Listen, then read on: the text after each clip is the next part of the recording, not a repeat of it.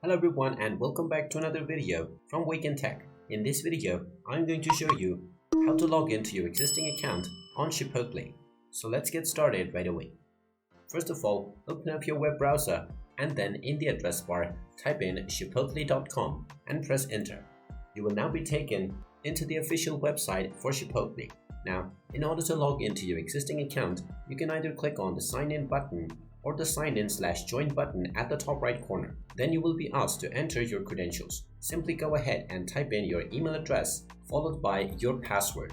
Then simply click on the sign in button and you will be logged into your Chipotle account right away. In case you forgot your password, you can always click on Forgot Password button. And if you're logging in from a shared device, make sure you uncheck the box for Remember Me while logging in, as this will not save your account after you close the browser. And there you have it.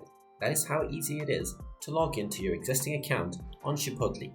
If you find this video helpful, make sure you hit that like button and subscribe to our channel if you haven't done so already. Also ring that notification bell to never miss another update from us. Thank you for watching and I will see you again in the next video.